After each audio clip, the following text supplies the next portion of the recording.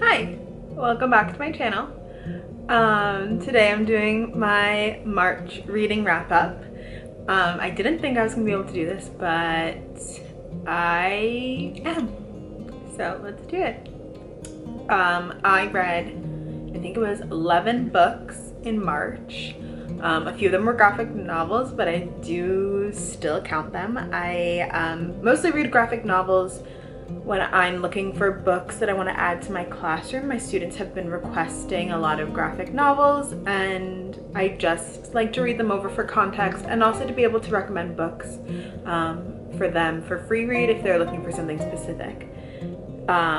We're also trying to build up our LGBTQ library in the classroom, so I'm specifically looking for books and graphic novels that contain LGBTQ characters, which I found a few of this March, which is great.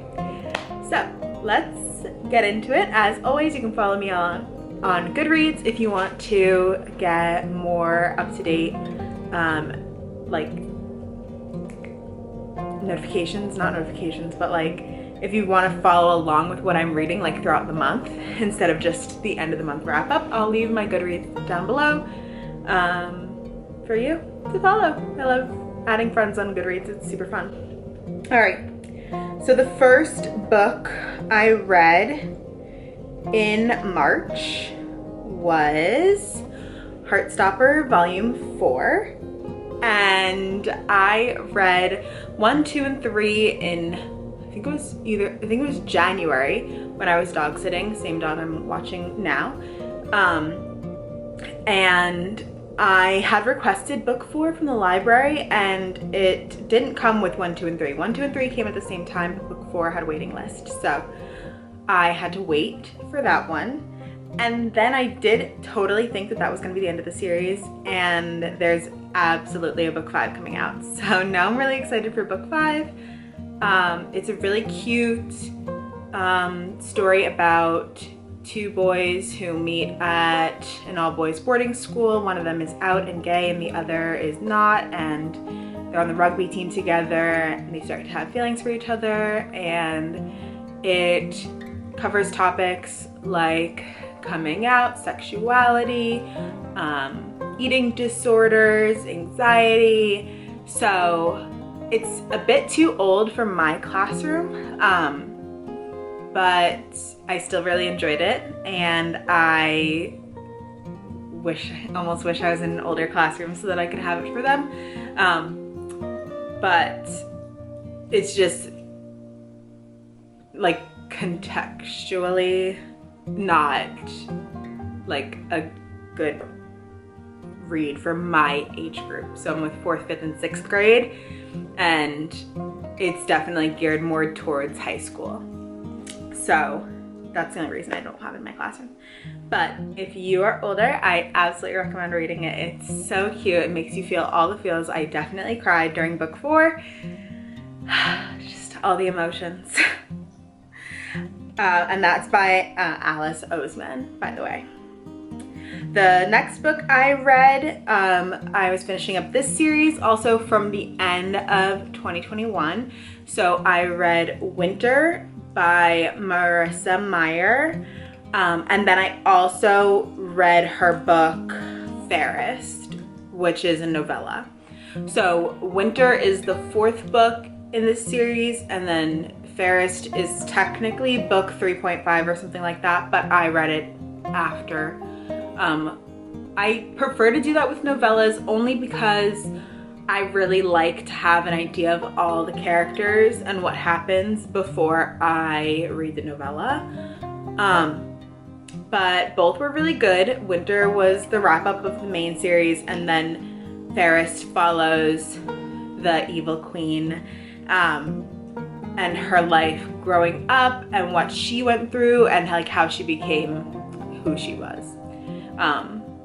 So overall it was really good. I know people really love that series. It's the Lunar Chronicles series. It was okay. I mean, I think a lot of people read it when they were younger and it was like a formative series in their like growing up life. And I'm 25 reading it for the first time. It doesn't have the same feels, you know what I mean? But I definitely got attached to some of the characters. And I really liked it overall. I also have Cinder in my classroom. I haven't bought all the other books yet, but I don't think anyone has read Cinder so far in the classroom, so I'm kind of waiting for some of them to get interested in it before I buy the rest of the books. All right, the next book I read was Beach Read by Emily Henry, and I had no idea. I've seen this cover before, but I honestly did not know what to expect going into this book. Overall, I really liked it. It's about two authors. It's kind of like forced proximity romance, which was honestly, I think my first time reading a book like that. So I kind of didn't know if I would like it, but I did like it. It was really cute.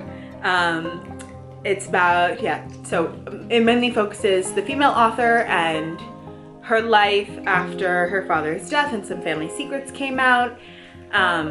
And she's having trouble writing her romances now that these secrets have come out, and her kind of idea of romance and love is kind of shaken. And she bumps into this old college enemy, I guess, technically, who is also an author. They end up in the same small town in Michigan, I believe. And they end up doing a bet and end up working together and working through each of their issues. And it's super cute. I really liked it. It just is a good feel-good story, you know what I mean? And I definitely needed that after things like Fairest, which is just like so many issues in one. All right, the next book I read was a finish up of, I've been working on this book, honestly, since last spring. It was a lot of pages, and I just couldn't get through it all last spring, so it took me a bit of time, but we're gonna be patient because I got there, you know? The next book that I read was Glass Sword by Victoria Avard. And this is the second book in the Red Queen series. I started that probably like December 2021. I flew through Red Queen and then had ordered the next books.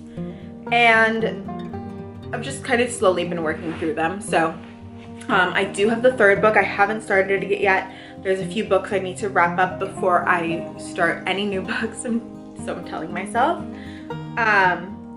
But overall, it was a good read. It definitely brings you in. One thing that I do feel is that the ends of the books so far, and I know I've only read 2 out of the series, I think there's 6 books total, but it seems like the end of the books so far are really rushed to leave you on a cliffhanger and like give you something to start up with in the next book, so the next book is not just picking up from a lull, it's like in the middle of action. So that's definitely interesting. I don't know that I love it. I understand like the idea behind it, but I don't love how the books have been ending so far. But I will continue. I do have the third book, and I also already bought the novella, but again, I'll read the novella at the end when I'm totally done with the main books in the series. That's just what I like to do. So the next book I read was for book club, and it was for the for our March book club, and it was Circe by Madeline Miller, which is a Greek retelling of the daughter of a Titan. The daughter of a Titan and a nymph, I think. Her mother was a nymph. I had been hearing a lot about this book, so I was glad that this was our book club pick, and this is my local library book club. Not necessarily one that you could join online, although I am part of the Bad Bitch book club, and that was started by one of my college friends, and I'm so proud of her, Mackenzie. She's doing a great job with it. It's so entertaining. I love all the picks. I love all the different things too. Like, we've done a couple of author talks. I've attended the author talk with Taylor Jenkins Reid for her book Malibu Rising, which was awesome. It was so fascinating hearing her talk, and hearing her answer our questions was just like, wow. So if you're not part of the Bad Bitch book club and you're looking for an online book club, I definitely recommend them. 10 out of 10. They've also got the cutest merch. I haven't bought anything yet, but it's on my birthday wish list, which is coming up. So hopefully I get a piece of merch for my birthday. But yeah, so this is my local library book club is the point of what I was trying to say. Sorry for the tangent about Bad Bitch book club. But gotta do what you gotta do. All right, the next few books I read were graphic novels, and I read them for my class. So I went to a library book sale and ended up picking up, I think, 3 out of the next 4 graphic novels were books that I picked up there, and I brought them to school for my students. But I like to read them first. Like I said, one of them I read mostly because it was like, how do I describe this? I read it not for context. I kind of knew that it was fine contextually for my age group. I just read it because I read all the other books by that author, and my students were like, oh, you have to read it, you have to read it. So when I bought it, I was like, okay, I'll read it. So the first graphic novel I read, or out of the next 4, was Drama by Raina Telgemeier. I have read and have in my classroom her first 3 books, Smile, Sister, and oh god, what was the last one? I can't think of it right now. Oh my gosh, that's gonna kill me. But anyway, I read it. Maybe I'll check my Goodreads really quick while I'm talking. So I read it, and Guts, that's it. Yeah, great books. And then my students were like, okay, you have to read the next 2. They're not really part of that series, but they're really good, so get on it. And I was like, all right, say less. So I did what they told me to. So yes, my students said, you have to read the next 2, Drama and Ghosts. Get them for the classroom. They're not part of the main series, but they're still so good. And I said, say less, fam. I got you. I'm on it. So, I went to that book sale. Here's Coco. I'm watching her. Hi, sweetie. Yes, hi. I went to the book sale at this library near my new apartment, and they had both books, and I was like, okay, I got it, I get it. My kids have wanted it, and here it is for them, so I gotta get it. So I got them both books. So the second book that I read by Raina Telgemeier this month is Ghosts. Again, really cute. Oh, sorry, I didn't explain what Drama was about either. Drama follows a girl in middle school, and she's part of stage crew, and she meets these 2 twin brothers. One is out and gay, and I believe the other one is gay, but my students and I were having a discussion about it, and they were like, no, he's not gay. And I was like, are you sure? I could have sworn that he came out to her at the end of the book. And they were like, no, I think you're wrong. And I was like, okay, if you say so. But I'm pretty sure they both ended up being gay. But I guess I'll just have to reread it already. I mean, I could be totally off, but I'm pretty sure I'm not. And it just follows her figuring out who she is, what she wants. She kind of gets in a fight with her best friend near the beginning of the book, over her crush on his brother, and his brother kind of uses her. It's kind of a whole thing. It's just classic middle school figuring out where you belong stuff. And then Ghosts follows another, I think she's also middle school. Oh no, it's over summer. They've just moved to a new town. She meets this boy whose family is her neighbor, and they're telling them about the ghosts in town and how they celebrate them on Dia de los Muertos. And she at first is like, oh no, I don't believe in all of that. Also, her little sister has an illness that she's not gonna recover from, and she'll have for the rest of her life. And so that's part of the reason why they've moved. And so there's this whole kind of death theme to the book with the sisters kind of looming death. Like, it's not so close, but it's always kind of in the backs of their minds. And then the ghosts in town, which she ends up seeing and going on an adventure with. So yeah, it's really good. It's really cute. Again, I really like the sister relationship in it. I have a half sister, but I don't have like a younger sister, and I didn't grow up with my half sister, so I don't have a sister in that way, like a sister relationship like these two. But it was really cute, and I really enjoyed seeing it. And so far, at least 3 of my students have read it in class. Hello, Coco.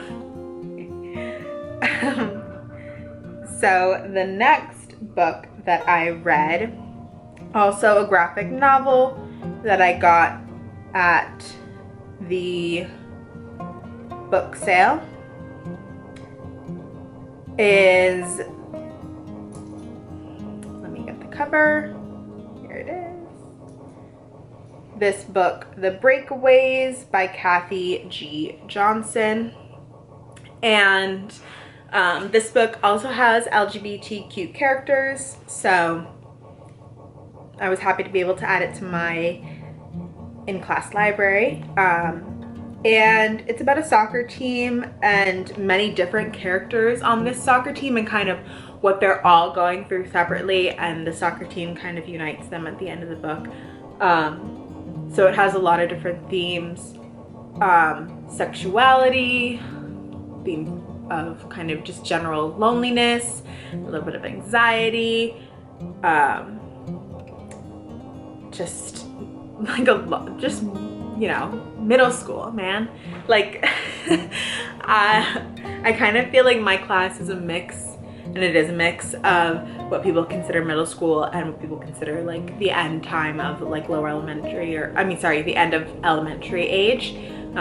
Me being with 4th, 5th, and 6th graders. So a lot of my books that I've been adding this year are kind of that overlay, either ending elementary school and going into middle school, or being in middle school, and trying to just figure out that part of life. But overall, really good book, really cute. And actually a lot of my students knew it already, and I was like, oh, I never even heard of it until the book sale. So I was glad to get it for them. The next book that I read was this one right here, GFFs, Ghost Friends Forever. Also has LGBTQ themes to it. It's definitely a lot shorter than the other 3 graphic novels that I mentioned just now. It follows a brother and sister whose parents are divorced. One lives with mom, one lives with dad, and they kind of have a stress between them about how their parents' relationship ended. And their parents were ghost hunters, supernatural hunters, kind of, and there was some kind of an issue with one of their employees that kind of led to their divorce. So they had sworn off ghost hunting, and the kids have kind of picked it back up when the daughter meets this young girl around their age who has died and she sees her ghost. So it was really good, and this was only the first book. I guess there's quite a few more in the series, so I don't know if I'll get all of them for my classroom, but I was happy to get this one already for them, and if they request it, then I'll add it to the list of books to get them. And the last book I read is actually our book club pick for May, so I kind of read it ahead of the game, 2 months ahead. But I had it on audiobook from Libby, and I was like, okay, might as well. So it was, oh, did I click the wrong thing? Absolutely. Hold please. There we go. All right. Sorry about this. Pulling things up on my Kindle, not the easiest, but I'm also not quite sure how to like add an image here, so you're gonna have to just deal with this. It is The Midnight Library by Haig. I listened to it via audiobook through, like I said, Libby, because I love supporting my local library and I just don't have the space in our new apartment for all these books. So The Midnight Library was really good. Another emotional book. It definitely made me very emotional, especially towards the end.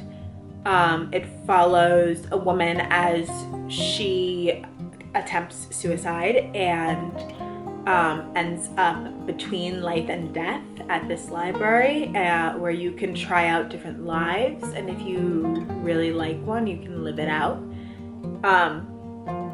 And she's just trying to figure out what makes her happy, what makes her want to live. And it's so emotional. Absolutely emotional for me. I was a wreck.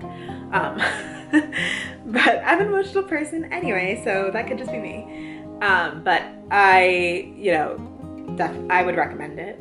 Absolutely. Just be aware of those themes in the book. But yeah, those were all of them. I think that was 11. 1, 2, 3, 4, 5, 6, 7, 8, 9, 10. Yep. 11 books I read in March, and I'm now 2 books into April and will continue to chug along. So thanks for watching. Let me know if you've read any of the books that I mentioned, and I will link them all down below as well if you are interested in checking any of them out. Again, feel free to follow me on Goodreads and watch what I read throughout the month, and I would love to see what you read throughout the months. And that's all from me. I'll see you in the next video. Bye.